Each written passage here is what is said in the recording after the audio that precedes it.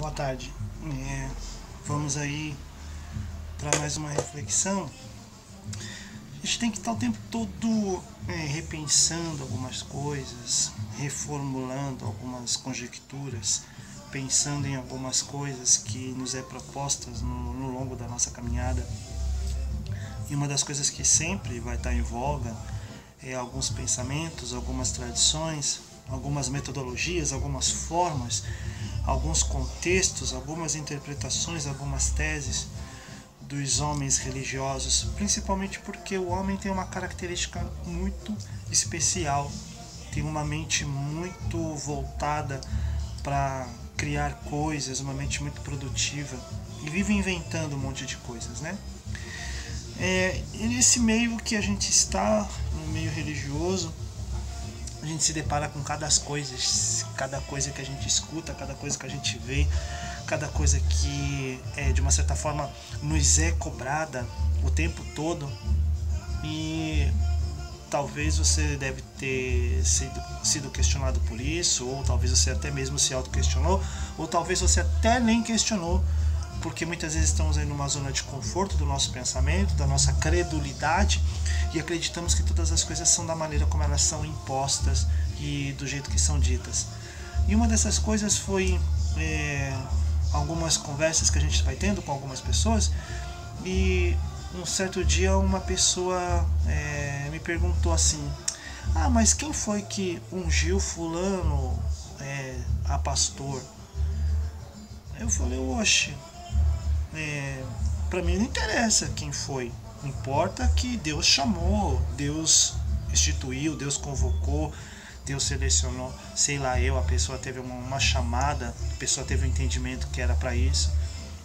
Quem foi que ungiu fulano a diácono? Quem foi que ungiu fulano a bispo? Quem foi que ungiu o fulano a missionário? Quem foi que ungiu a fulana a diaconisa? Quem foi que ungiu a fulana a bispa? Quem foi que ungiu a fulana a episcopisa? Quem foi que ungiu a fulana a profeta? Quem foi? Eu falei: gente, acho que a gente precisa de ler um pouco mais a Bíblia, a gente precisa de ter um pouco mais de contato com as escrituras, né? Então, vamos falar disso, sobre unção. Certa vez uma pessoa me convidou pelo Facebook para participar lá de um culto, um culto de final de ano, onde eles iam ungir todo mundo com óleo. E eu falei: na Bíblia está claro que Deus deixou escrito que não era para ungir a carne humana com óleo, que o óleo da unção foi feito para consagrar lá no Antigo Testamento os utensílios do tabernáculo, objetos de uso exclusivo de Deus, objetos inanimados. E ele não mandou ungir ninguém com óleo de separação para ninguém, exceto exceto Arão e seus filhos para o sacerdócio, mas com uma outra conotação de que aquelas pessoas que foram separadas para aquele ministério, o ministério levítico do Antigo Testamento, para que houvesse uma marca, para que os olhos carnais do povo de Israel soubessem que aqueles homens eram separados para uso exclusivo de Deus. Somente isso, e acabou. Depois, no Novo Testamento, nós não vemos mais a presença desse elemento chamado óleo em nenhuma consagração de ninguém ao ministério, seja ele qual for. Eu não vejo Jesus sendo ungido com óleo, não vejo o profeta João Batista sendo ungido com óleo, não vejo Felipe, Tiago, João, Paulo, ninguém sendo ungido, e não vejo também nenhuma instrução apostólica no Novo Testamento para que se haja a unção. Assim, algumas referências à unção, no caso, quando diz no Novo Testamento, se tiver alguém enfermo, primeiro chame o presbítero, unja o enfermo, e a oração da fé curará o enfermo. Não diz que é o óleo. Aí é um festival de óleo pra cá, óleo pra lá, olaiada pra cá, e tempera daqui, tempera com azeite de lá. Mas para não ficar só nas minhas palavras, vamos ler aqui em Efésios 4,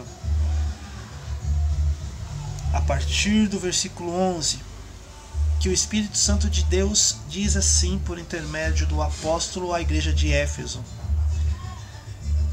a ele mesmo deu uns para apóstolos, outros para profetas, outros para evangelistas e outros para pastores e doutores, querendo o aperfeiçoamento dos santos para a obra do ministério, para a edificação do corpo de Cristo, até que todos cheguemos à unidade da fé e ao conhecimento do Filho de Deus, a varão perfeito, à medida da estatura completa de Cristo. Ponto. Paramos aqui um pouquinho. Vamos fazer uma pequena reflexão sobre esse texto. O Espírito Santo escolheu uns, não todos, para apóstolos, e apóstolos a gente pode entender como enviados, não esse festival de apostolaiada que a gente está tendo aí, um monte de apóstolo aí que a gente deixa para lá essa parte que é tópico para um outro vídeo. Ele escolheu a outros para profetas, escolheu a outros para evangelistas, a outros para pastores e doutores, a outros não todos. Então foi ele que escolheu. Não está dizendo aqui que ele chama um homem para que este homem eu gosto disso aqui. Unja com óleo alguém para apóstolo. Então tem uma regrinha no meio. Um apóstolo unge o outro apóstolo. Um pastor unge outro pastor. Um profeta unge outro profeta. Ou então um pastor unge um evangelista, ou o pastor unge o profeta, ou o pastor unge o diácono, e assim sucessivamente, né? E entendem isso como um cargo também. Tem isso daí, né? Ser pastor é um cargo. Ser apóstolo também é um cargo. Apóstolo está acima do pastor, é um cargo, é escadinha. Então, se você começa primeiro como em algum meio religioso, você começa primeiro como missionário, depois de missionário você vai para evangelista, depois de evangelista você vai para o diaconato, depois do diaconato você vai para o presbitério, que não tem presbitério aqui nessa passagem, tá? Mas depois a gente fala sobre presbitério. Aí você vai para o presbitério, do presbitério você vai para o pastorado, do pastorado você vai para o apostolado, do apostolado você vai para vice-querubim. Depois do vice-querubim você alcança a hierarquia de arcanjo. Depois de arcanjo você vai para a visconde de Sabugosa. E depois o céu é o limite na cabeça fervilhante desse povo.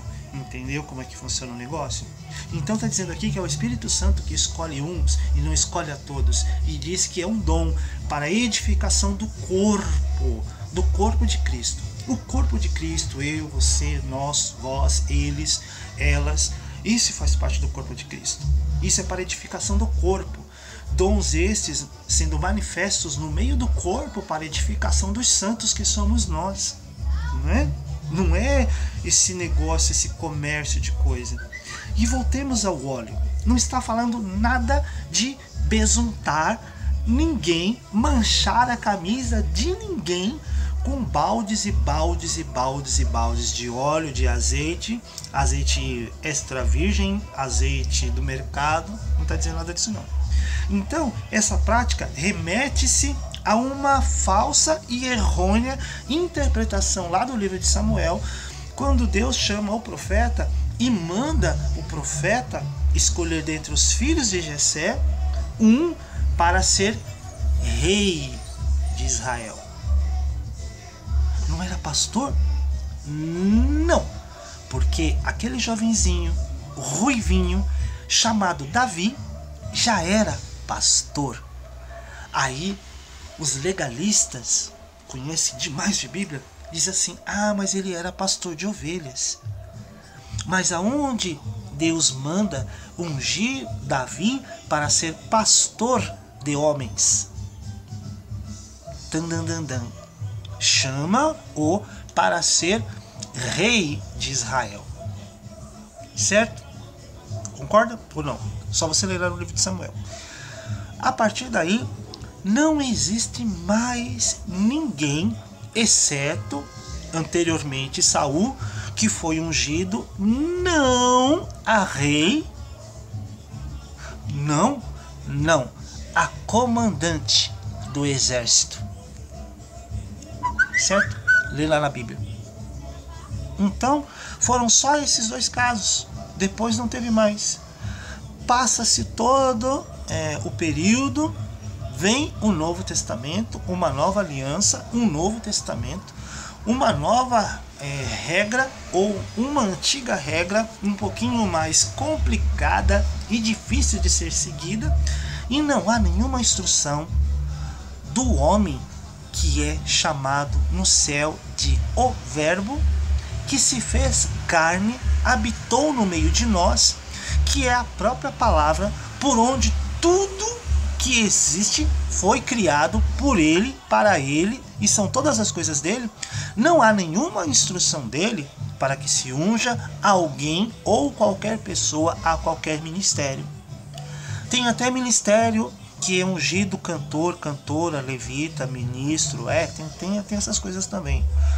Mas a Bíblia não deixa isso claro e não deixa isso como regra. Mas isso torna-se regra. Então as pessoas começam a cobrar. Mas você foi ungido por quem mesmo? Você foi ungido em que ministério mesmo? Tem carta? Tem foto? Tem alguma coisa que testifique que você foi ungido por intermédio de alguém ou de quem? Mas continuando nessa loucura de unção, vamos falar sobre os diáconos. A Bíblia fala deste ministério tão importante e tão grande no meio da igreja, no meio do corpo de Cristo. O corpo de Cristo é a igreja somos nós, porque a palavra de Deus diz também que Deus, Criador de todas as coisas, não habita em templos feitos por mãos de homens, mas habita em templos, tabernáculo, nosso corpo, nossa vida, beleza? Então quando nós nos reunimos com 2 mais ou 3 falando no nome de Cristo, ele se faz presente no meio de nós e somos a igreja, porque somos enxertados na videira verdadeira, que é Cristo Jesus, ok? Bíblia. Em Atos, capítulo 6, fala da instituição dos diáconos. Bora lá? Ora, Atos capítulo 6, Novo Testamento, tá? Ora, naqueles dias, crescendo o número de discípulos, houve uma murmuração dos gregos contra os hebreus, porque as suas viúvas eram desprezadas no ministério cotidiano. E os 12, convocando a multidão dos discípulos, disseram: não é razoável que nós deixemos a palavra e sirvamos a mesa. Escolhei, pois, irmãos, dentre vós 7 varões de boa reputação, cheios do Espírito Santo e de sabedoria, a qual constituamos sobre este importante negócio. Mas nós perseveramos na oração e no ministério da palavra. Ok? Característica para um homem segundo o Novo Testamento, segundo decreto dos apóstolos, dos 12, chamados olho a olho por Jesus.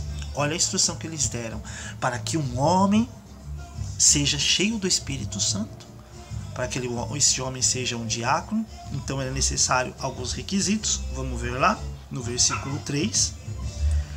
Boa reputação, cheios do Espírito Santo.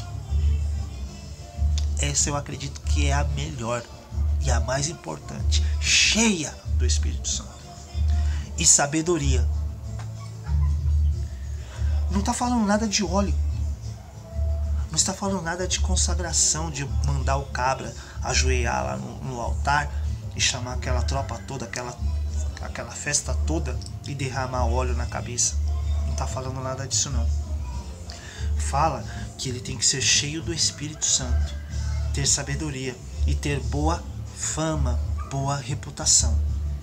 Então, ou nós não lemos a Bíblia, ou nós lemos a Bíblia errado, ou então a gente está vivendo num mundinho de faz de conta, dando crédito para tanta coisa que não tem importância, E o que tem mais importância é o que a Bíblia diz. A Bíblia procura nos dar prerrogativas para que a gente possa exercer um ministério a qual Jesus Cristo nos confiou à igreja como um todo, e não a uma pessoa em particular, mas a todos a igreja, para ser a transformadora e a renovadora deste povo que hoje está por aí. Mas a gente tem criado tantas coisas que não tem nenhum sentido, que contrastam demais com a verdadeira e com a verdade da palavra de Deus. E a gente começa a colocar essas prerrogativas como uma coisa muito mais importante do que o que é mais importante é a palavra de Deus e homens com discernimento, cheio do Espírito Santo de Deus, e que não são enganados e que não são levados em rodas de doutrinas, com falácias e com enganos. Então, o que nós vemos hoje é um decréscimo, decréscimo de conhecimento e de vida com Deus e conhecimento na verdadeira palavra de Deus. Então, essas coisas acabam interferindo no crescimento e na sanidade do corpo de Cristo, porque é tanto lixo no meio do corpo, que a gente está mais impuro do que uma latrina de rodoviária.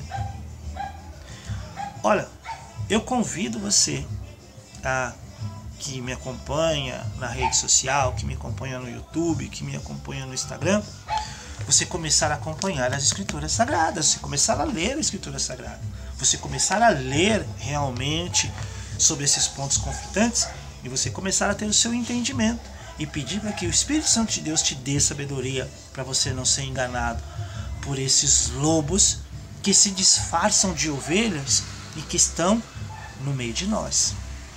Para que de verdade você possa identificar quais são os balidos que estão tocando lá no pasto. Se é ovelha ou se é bode. Tem muito bode fazendo bé e você entendendo mé. Tem uma diferença. Fica com Deus, fica ligeiro, fica esperto, porque os dias são maus. E a palavra do Senhor diz que o príncipe deste século cegou o entendimento de muitos para que não enxerguem a verdade. Mas ainda há uns remanescentes que ainda estão meditando de dia e de noite nas Escrituras Sagradas. E você tem a oportunidade e o privilégio de ouvir e compartilhar essas verdades com as outras pessoas. Fica com Deus e até a próxima. E não esquece, nada de ficar besuntando carne com óleo, porque isso não quer dizer nada. Falou? Fica com Deus.